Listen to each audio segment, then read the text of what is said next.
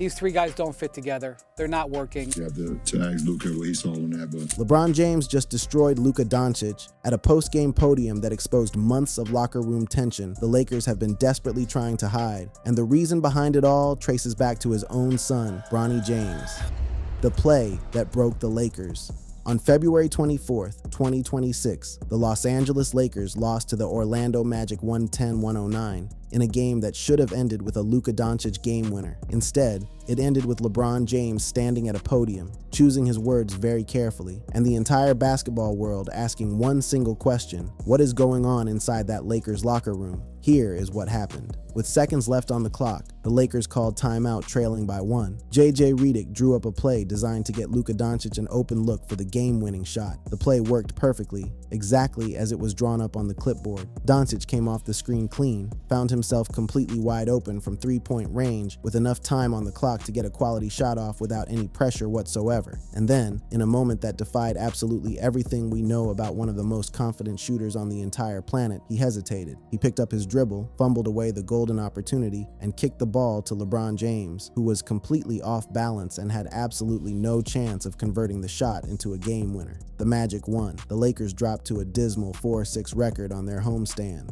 Paolo Banchero finished the night with 36 points, 10 rebounds, and 6 assists, while Doncic went just 8 of 24 from the field and 2 of 10 from three-point range. And the post-game press conference is where this story truly begins to unravel in spectacular fashion. What did you see on the last possession there coming out of the timeout? I knew I was open, but I just thought I was a little bit far. Now think about that statement for a second and let it truly sink in. Luka Doncic, the same man who has launched threes from the logo with a grin plastered across his face on countless occasions throughout his career, is telling the media he thought he was too far away from a normal three-point look, wide open, no defender within arm's reach of him. Try to take one dribble closer. Probably shouldn't picked up the ball. That admission alone tells you Doncic knows he messed up in a way that simply cannot be explained away by basketball logic. But the real fireworks came when reporters turned the microphones toward LeBron James, and the four-time champion delivered what many people interpreted as a calculated, deliberate, and unmistakable shot at his own teammate on national television. you have to ask Luka what he saw on that, but I thought he had a good look, and it looked like he kind of just lost his balance. You have to ask Luka 5 words that sent absolute shockwaves through the entire NBA media landscape. LeBron did not say, "We didn't execute as a team." He did not say, "It happens. We move on to the next one." He pointed the finger directly at Doncic and told the entire world to go get his explanation from him personally, because LeBron was not going to cover for what he saw. Didn't have a rhythm with the ball, whatever the case may be. And it kind of allowed him to get back in front of him. And LeBron was not finished making his point crystal clear for everyone listening. He made absolutely sure every single person in that room understood that the pass he received from Doncic was not one he could do anything remotely productive with. I was kind of off balance when he gave it to me. Then he dropped the final line, delivered almost like cold punctuation on a verdict he had already rendered in his mind before the first question was even asked at the podium. I thought he had a great look, but no, that's what I look. That's my POV. Multiple outlets and fans immediately accused LeBron of throwing Luka under the bus and publicly disrespecting his co-star in the most passive-aggressive way possible. The headlines wrote themselves overnight and dominated every basketball talk show the next morning. And while Doncic took full ownership in his own presser, telling reporters that the blame was entirely on him and nobody else, the damage was already done and could not be undone. Because this moment did not exist in a vacuum. It existed inside a Lakers locker room that had been quietly fracturing for months over something far more personal than a single missed shot. The analysts broke down the play in forensic detail the very next day, and the consensus among all of them was completely unanimous in what they concluded. It was almost like a football play the way everyone moved, and you simply cannot ask for a better look than the one Doncic got. The play was designed perfectly. Every piece moved exactly where it was supposed to move. Doncic had the exact shot that every single player in the league dreams about getting with the game on the line, wide open with nobody within arm's reach, and he gave it away to a teammate who was not remotely in position to do anything productive with it. Yeah, I don't know what he was thinking here, but obviously this was just a mental lapse for Luka. He's got to take that shot. A mental lapse, That is the most generous possible interpretation of what happened, and it came from a player who shot 8 of 24 from the field and a brutal 2 of 10 from three-point range that same night. A player who, according to respected NBA analyst Zach Lowe, had become unwatchable at times because of constant complaining to referees that was actively costing his team critical defensive possessions on the other end of the floor every single game. A player whose own Lakers play-by-play broadcasters had publicly begged him to stop whining because he was missing crucial defensive rotations that were leading directly to easy baskets for opponents. Buckle up your seatbelt because he's getting it.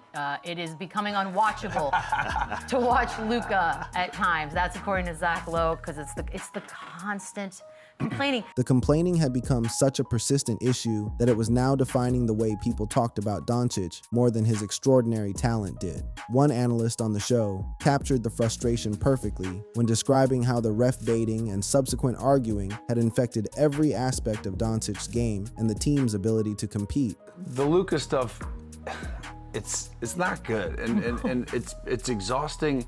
Just from a standpoint of watching, it's got to be exhausting from an effort getting back on defense. And this is the toxic environment LeBron James walked into that press conference carrying on his shoulders. A devastating loss that should have been a win. A teammate who passed up the game winner when the play was drawn up specifically for him. A pattern of behavior that was actively hurting the team's ability to compete every night. And a season that was beginning to spiral in a direction that absolutely nobody expected when Doncic first arrived in Los Angeles to much fanfare and celebration, because when the Lakers acquired Luka Doncic on February 1st, 2025, in a 3-team blockbuster with Dallas and Utah that sent Anthony Davis, Max Christie, Jalen Hood-Schifino, and multiple draft picks out of Los Angeles, the expectation was as simple as it gets in the NBA. Pair the greatest player of his generation with the most talented young playmaker in the world and go win a championship together. And for a while, it worked beautifully. The Lakers posted the second best record in the Western Conference after the trade deadline.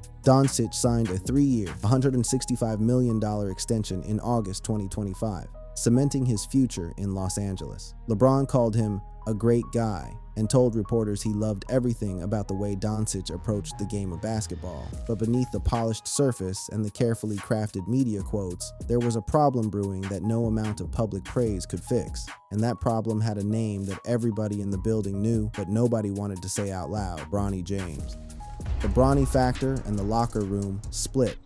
To understand why LeBron James responded to that Orlando loss the way he did, you have to understand what had been building inside the Lakers organization for months before that press conference ever happened. And all of it centers on the most scrutinized second-round pick in the entire history of the NBA, draft. Bronny James was selected 55th overall by the Los Angeles Lakers in the 2024 NBA draft after one season at USC. That season at USC very nearly never happened at all, because on July 24th, 2023, Bronny collapsed during a team workout at USC's Galen Center and suffered cardiac arrest. Medical staff on site responded immediately, performing CPR and using a defibrillator on the 18-year-old before rushing him to Cedars-Sinai Medical Center, where he was admitted to the ICU in critical but stable condition. The cause was later determined to be a congenital heart defect that required surgery to correct. LeBron and Savannah James described the entire ordeal as a nightmarish incident in their Netflix documentary Starting Five, breaking down in tears on camera while recounting how close they came to losing their eldest son forever.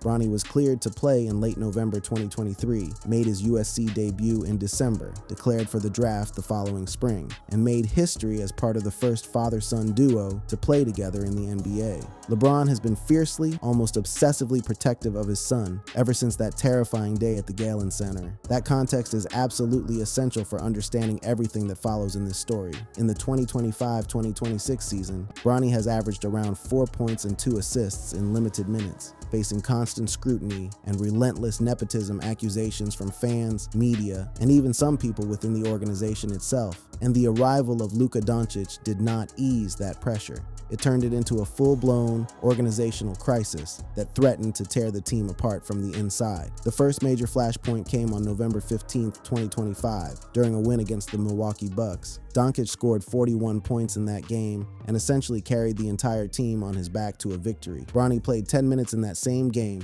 scored 0 points, and posted a horrific -14.2 net rating that made it statistically clear the Lakers were significantly worse when he was on the court. Coach J.J. Redick benched Bronny and yelled at him from the sideline in a moment cameras captured for the world to see, while Doncic was visibly frustrated on the court during Bronny's minutes, urging the young guard to be more aggressive with the basketball. After the game, Doncic walked to the podium and said something that split the entire locker room clean in half. "Man, I came here to win rings, not babysit anyone." That single sentence created two warring factions inside the Lakers organization that have persisted to this day. Insiders described it as Team Luka and Team LeBron forming within the roster, with players and staff members quietly picking sides based on their relationships and loyalties. LeBron confronted Redick behind closed doors after the game, reportedly absolutely furious over an alleged hidden clause in Redick's contract that mandated Bronny's development alongside Doncic, a clause that Doncic had absolutely no knowledge of whatsoever when he agreed to sign his massive extension with the franchise. The idea that the organization had quietly built Bronny's guaranteed playing time into the head coaching contract without ever telling their franchise cornerstone, the player they were building the entire future around, was a catastrophic betrayal of trust that cut deep. And according to multiple reports, LeBron's frustration with Doncic went deeper than just the Bronny comments and extended back years before they were ever teammates. Sources revealed that back in 2020, LeBron had pitched Doncic on joining a Nike Team LeBron sub-brand, attempting to bring the young Slovenian star under his business umbrella. But Doncic turned him down flat and chose to sign with Jordan Brand instead,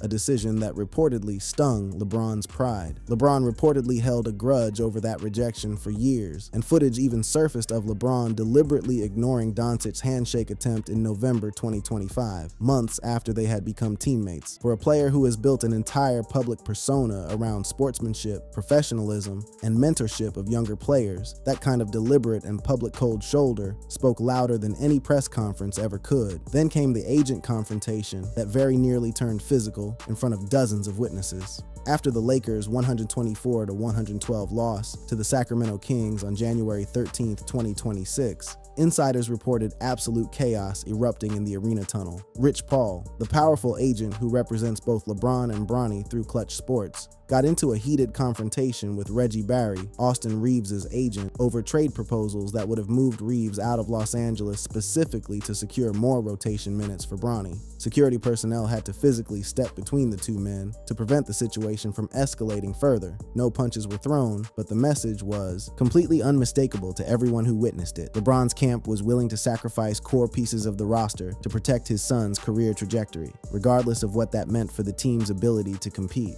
And the fit problems on the actual basketball court, no matter how much the organization tried to spin the narrative in a positive direction. ESPN's Brian Windhorst laid it out plainly on First Take, with data that was nothing short of damning for the Lakers' championship aspirations.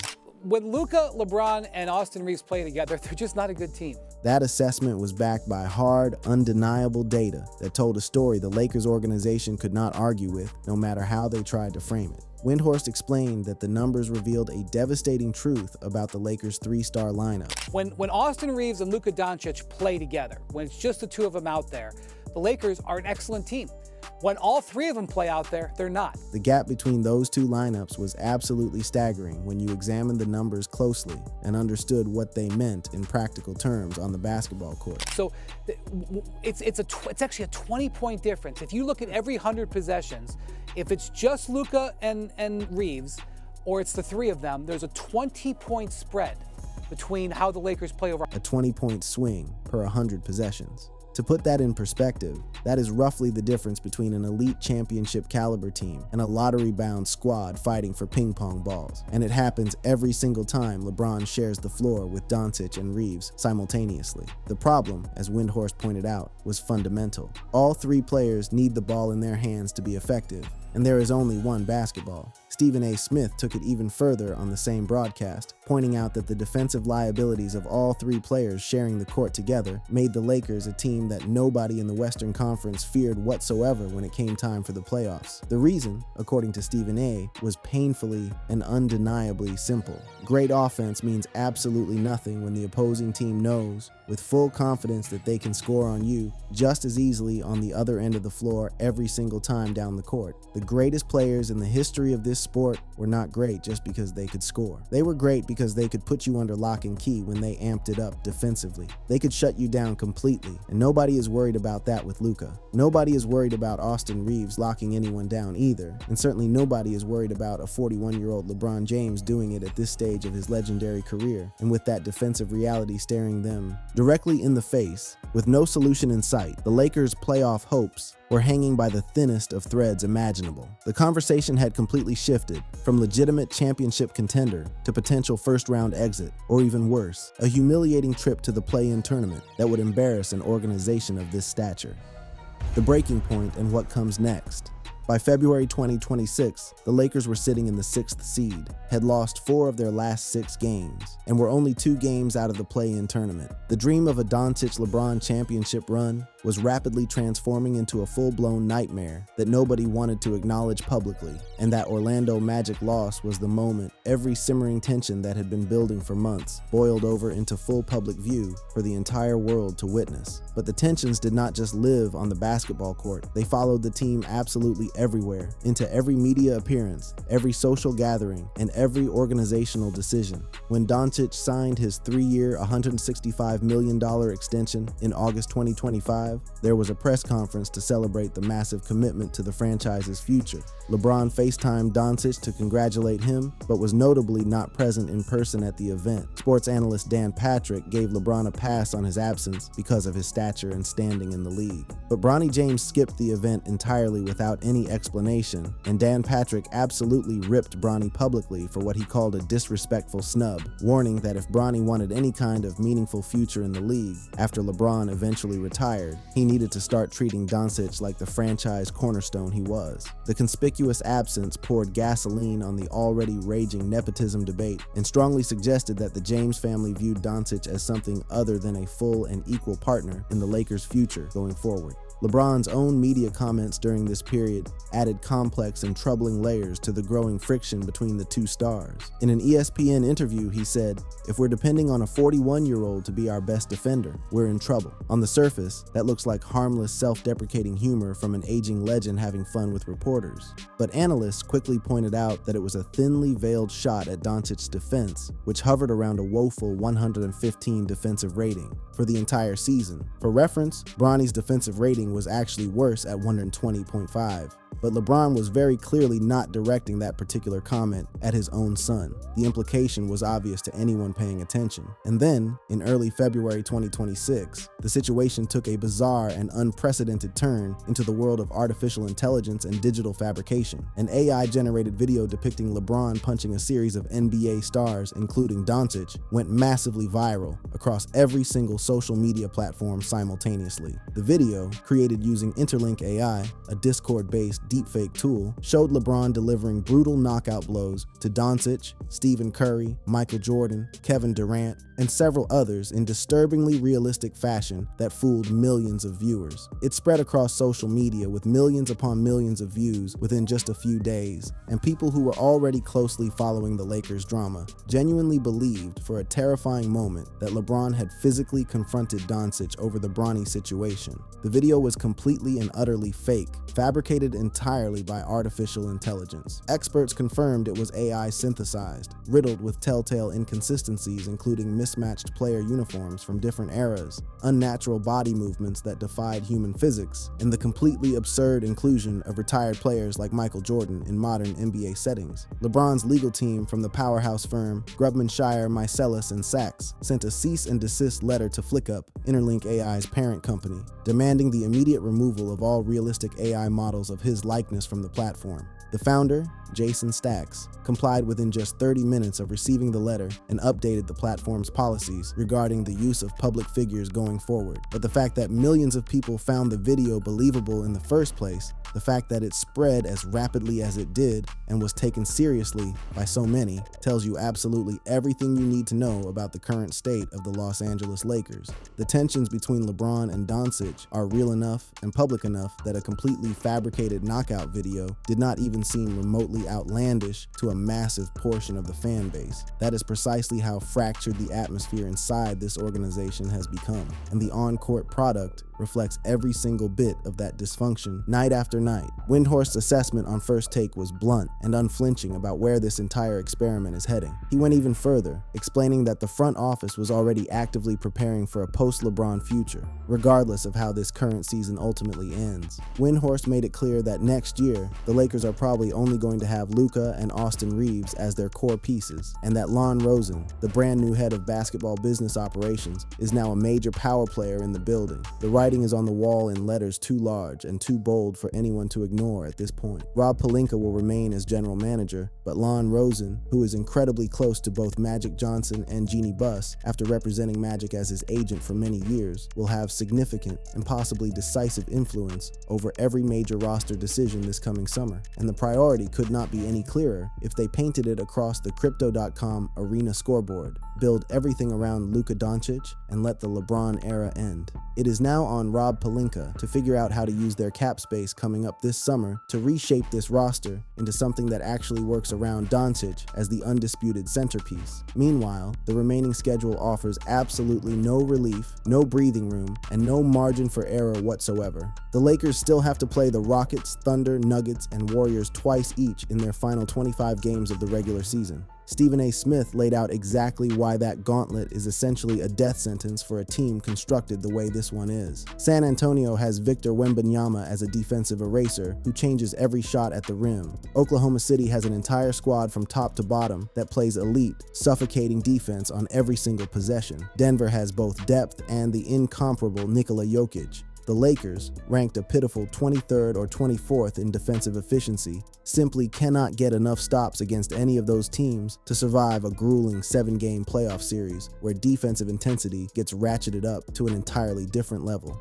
The bottom line is, the Lakers do not really stand a chance against any of those top seeds, and that is why everyone looking at this team right now is saying they are in dire straits, whether they end up as a 4th seed, a 5th seed, or worse. And the Luka complaining issue compounds absolutely everything else that is already going wrong. His persistent tendency to argue with officials instead of sprinting back on defense is not just annoying for fans watching at home on their televisions. It is costing the Lakers real, measurable, tangible points in real, meaningful games that determine their playoff positioning. And also it affects winning, right? Like, you hate to see in a good game a guy stops and complains to a referee and then give up a layup on a 5-on-4 because of that. When you lose by a single solitary point, like they did against Orlando on that fateful February night, every single one of those missed defensive rotations matters enormously. Every possession where Doncic is standing at half court gesturing angrily at an official while the opposing team runs a 4-on-5 fast break is a possession the Lakers simply cannot afford to waste in a season where every game feels like a must-win.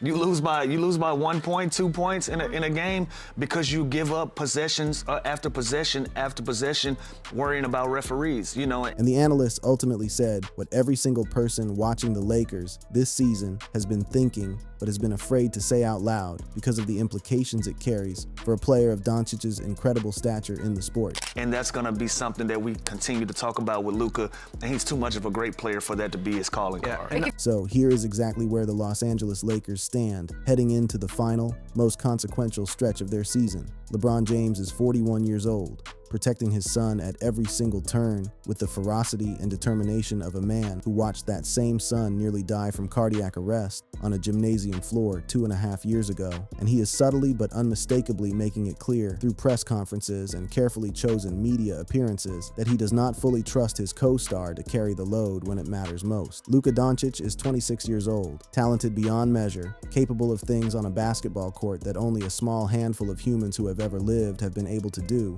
but he is weighed down by his own self-destructive habits on the court and a locker room that has split right down the middle over a second-round pick, who happens to share a last name with the greatest player in franchise history. Bronny James is caught squarely in the middle of all of it, a young man who nearly lost his life and is now the unwitting focal point of the most dysfunctional team dynamic in the entire NBA. And the front office is already looking past all three of them toward a summer where everything gets torn down, restructured, and rebuilt around whoever is left standing when the dust from this disaster finally settles. LeBron James never threw a punch at Luka Doncic, but what he did throw in that post-game press conference after the Orlando loss, standing at that podium under those bright lights with the cameras recording every word, was something far more damaging than any fist could ever be. He threw doubt, he threw blame, he threw a very public signal to the entire basketball world that the partnership between him and Doncic was not the unbreakable bond the organization sold to the fan base when they made the trade. And in a locker room this fragile, with egos this large and stakes this impossibly high,